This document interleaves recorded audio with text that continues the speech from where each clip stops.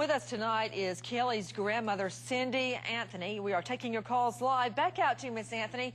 Cindy, I understand that you yourself have been looking for Kelly. Where have you been looking, and what tips have you turned up?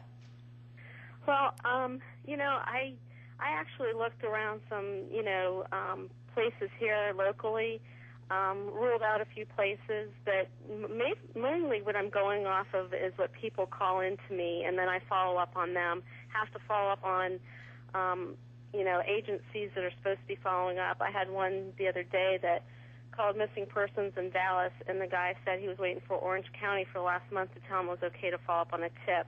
So I spend a lot of my time chasing other authorities, trying to make sure they're following up on tips that people have called in. And I only have like 3 or 4 dozen tips called in to me that have already been called into other authorities. Orange County said there's over 1,500 tips. So what I would like to challenge you guys is, why can't we make those public records so we can all follow up on them and make sure that they have been? I mean, everything else has been out there, just with disclosure. I mean, the first 471 pages is out there. Why can't we have some of these tips so that the people know where she's been spotted, and then the average person can go follow up and make sure that everybody's doing their job? And that way justice can be served for Cindy, Caylee. based on the information that you're getting from tips, where are you looking? Where do you believe Kelly is? Well, right now my gut is that either she's in Texas, Mexico, or Puerto Rico. I think she's somewhere down there. A month ago I would have thought she might have been up around New York, but right now I think she's somewhere in Texas or even Puerto Rico. Miss Anthony, what do you make of police saying point blank that they believe Kelly is deceased? Well, when I asked them that last week, and they said, I asked them, is there still a chance that she's living and breathing? And they said yes. I said, well, if there's still a chance she's living and breathing, then, I want you to, are you going to continue to follow every tip? And they said absolutely. So with that in hand, if there's still a chance that she's out there living and breathing, all I'm asking is that everybody gives Caylee that chance and actually continue to look for her. So until they can prove to me 100% otherwise, until all the evidence comes in and I actually know what the evidence is and satisfy in my mind that she's not out there, I'm not going to let her go as long as I have a breath in my body, because if she's out there and no one's looking for her and she's missing us, I'm going to find her. I'm going to find her, and that's what every good mother or grandmother would want to do. Did you ever get a satisfying explanation as to why Casey did not report her missing immediately? Yeah, she maintains that she was threatened, that Caylee's life is being threatened, and, I think that's why she's been very cautious of what she says. And, some people don't understand that, but I understand it with the people that she's described to me. A lot of stuff,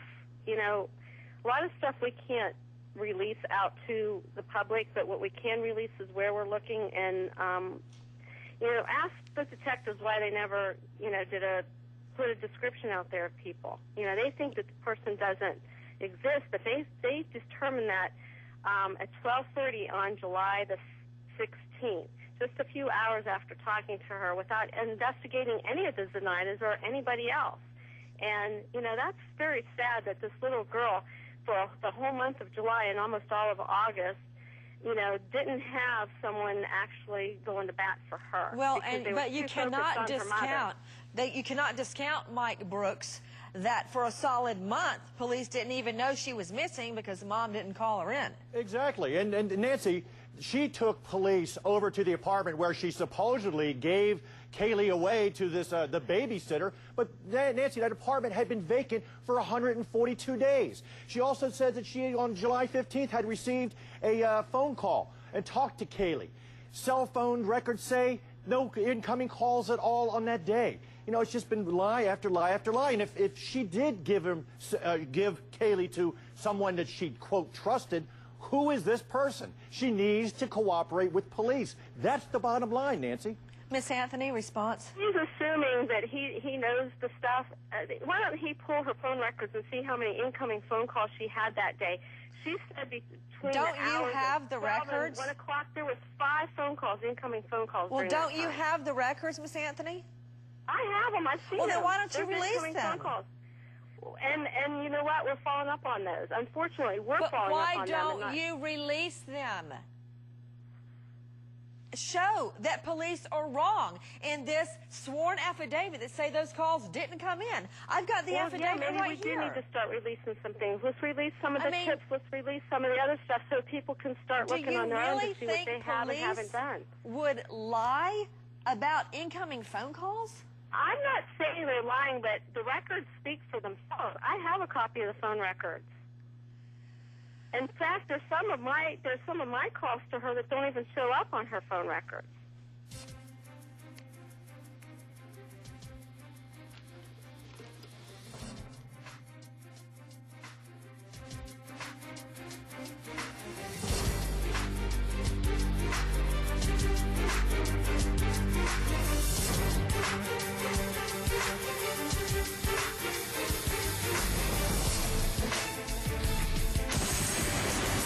With us tonight, bounty hunter Leonard Padilla. Leonard, weigh in. Well, here's the situation, Nancy. I believe that when the FBI, who's got one of the finest labs in the world, comes back with their DNA, it's going to shock the world over something that Lee, Casey, and Cindy have known since Wednesday when they released their preliminary findings. And also the dumpster a mile and a quarter down from the boyfriend Tony's house is going to play a big part in this. What do you say in response to Miss Anthony? She's living in total denial. Everyone joining us tonight, Cindy, Anthony, Miss Anthony, again, our prayers are with you and your husband and, of course, little Caylee. Let's stop and remember. Army Colonel Stephen Scott, 54, New Market, Alabama, killed a rock on a second tour, awarded the Bronze Star and Purple Heart. Worked 2 years at the Pentagon before serving in Iraq, where he helped train and equip the Iraqi Army. Devoted to family and fellow soldiers, loved fast cars, motorcycles, jogging 5 miles every day.